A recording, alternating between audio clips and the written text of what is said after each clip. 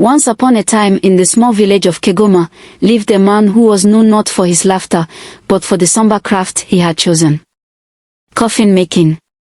The villagers with their stained aprons from the day's work would often stop talking, as Juma, the coffin maker, passed by, a figure carrying an aura of deep sadness. Juma was a masterful craftsman. His coffins were elegantly designed, and always adorned with intricate carvings that seemed to breathe life into the lifeless. Despite his skill, there lingered an odd superstition surrounding him, one that sent shivers down the spines of Kigoma's residents. It was said that whenever Juma indulged in even the smallest morsel of meat, death would not linger far behind in their beloved village. This peculiar belief took root not from malice but from an incident many years ago that had scarred the village's collective memory. On a cold winter evening, Juma enjoyed a hearty stew with meat. Little did he know that few hours later, the village would mourn the loss of old Miss Eluda, the kind widow who had always delighted children with her stories of the past. When the villagers linked the two events, whispers grew, eventually becoming the loudest chant in the realm of superstition. "Don't share a meal with him," they warned, with their voices filled with concern about the dark magic surrounding him.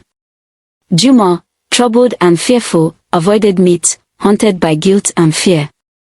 The origins of this superstition were unclear, but the impact was undeniable. The tale spread in whispers, filling the younger generation with fear and casting a shadow over the coffin maker. Over the years, Juma became accustomed to avoiding delicacies that contained flesh, often opting for simple meals of grains and vegetables. Yet, one night when the moon hung low like an omen, Juma was overwhelmed by a desire for the forbidden meat, which was juicy, spiced, and irresistible. Each desire felt like a betrayal to the lost souls of the village, with their ghostly presence, warning him of the cost of his indulgence.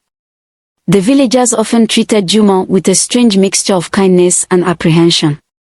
They respected his craft, acknowledging the graceful designs emerging from his workshop, yet they also regarded him with suspicion, as if his shadow held the key to the villagers' life and death. One day, Juma's apprentice, a spirited young man named Monso, mistakenly tasted a beef pilau at a fair, not knowing the terror it would incite. The very next morning, old Mr. Njoka was found lifeless in his bed, and the village was consumed by a storm of whispers that descended upon Monso like a dark cloud.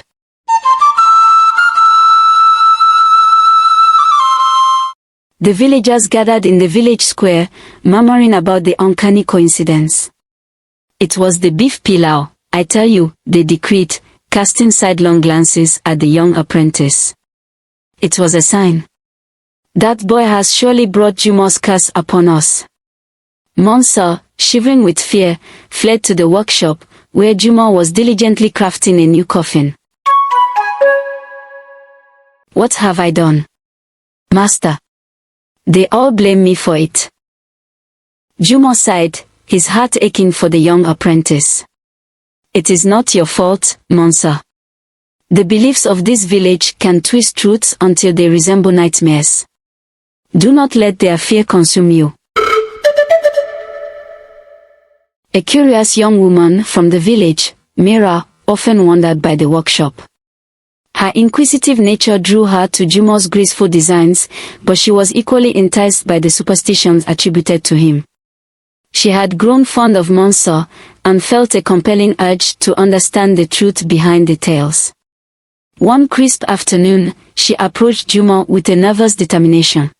"Mr. Juma, is it true that you bring death with every bite of meat? Surely there must be a reason behind such a heavy burden." Juma answered, "It is the whispers of the village, my child. These superstitions are born out of fear and sorrow. I have chosen to live a modest life to avoid further tragedy." "But what do you believe?" Mira asked. "Are you not allowed to question this? Can you not eat, simply because of a set of tales. The old man looked into her eyes, and a flicker of hope sparked in his heart. He had long abandoned his desires for meat because of his craft and the safety of the village, but Mira's question awakened something deep within him. As the whispers lingered in the air, a series of eerie happenings began to plague the village. Each time Mansa ate meat, a resident would pass on, adding fuel to the fire of fear surrounding Juma's superstitions. In a desperate attempt to lift the grief hanging over the village, Mira sought the wisdom of old Amida, the village oracle. She asked her, "What is the truth behind all this? Is there any way we can get rid of these dark omens from this village?" Amida replied to her saying, "My child, life and death are mysteries that are not easily unraveled.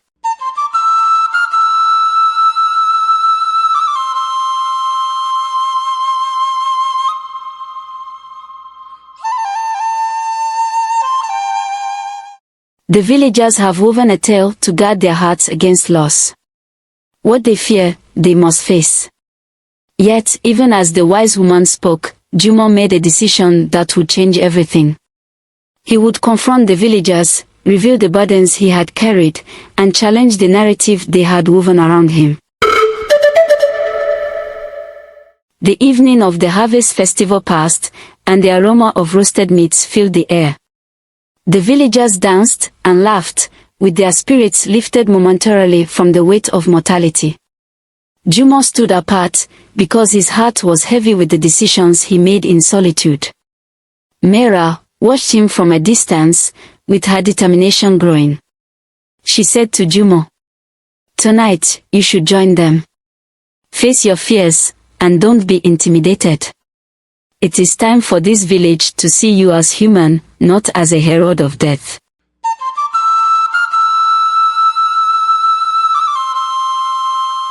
With Mira's encouragement ringing in his ears, Juma stepped forward into the reverie.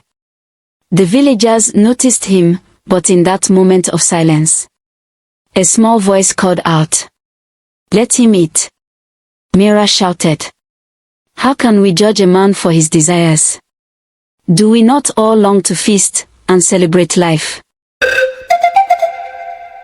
A murmur rippled through the crowd, followed by hesitant applause. As the villagers began to embrace the moment, Juma took a deep breath, feeling the weight of centuries of belief pressing down upon him. Just as Juma lifted a morsel of roasted lamb to his lips, a loud crash sliced through the air. The joyous celebration was upended as a villager stumbled and fell, seizing a moment before going still. The villagers gasped, dread crossing their faces as they turned to Juma. For a heartbeat, panic gripped Juma. He glanced at Mira, but in that moment of chaos, Mira spoke boldly, saying, "No, do not let your beliefs overshadow your judgment. This is just fear leading you astray." Whispers spread rapidly through the crowd, and Juma's heart raced. He said to the villagers, "It's time you choose to believe in something greater than fear.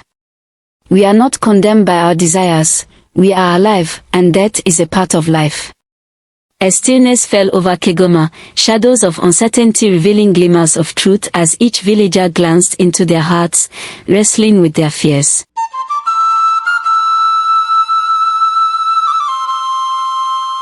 That single moment dismantled the chains of superstition built over years, revealing the hearts brimming with vulnerability. The villager who had collapsed stirred, blinking up at the faces surrounding him. He was rescued by many hands. He rose and shook his head, revealing it had merely been an ill-timed fainting spell, exacerbated by the heat and revelry. Laughter erupted in relief, and Juma, feeling unshackled for the first time in years, took a soft step forward. It is not the meat we devour that brings death. It is the lives we embrace and the connections we forge amidst our fears.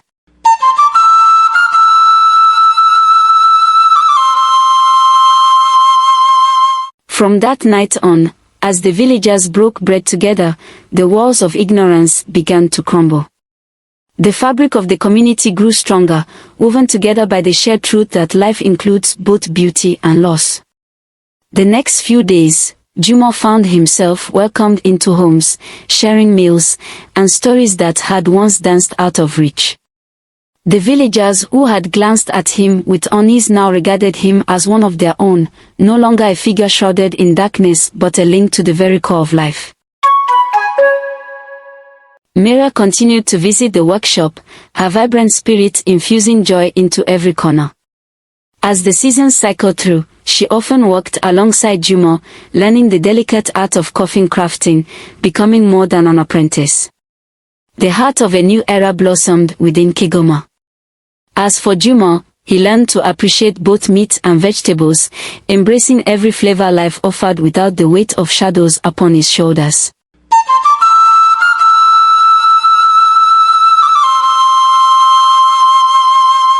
The village transformed, a blend of laughter, life, and shared meals. And though the past would whisper among the willows, the villagers, led by the wisdom of their own hearts, chose to forge a brighter path illuminated by understanding.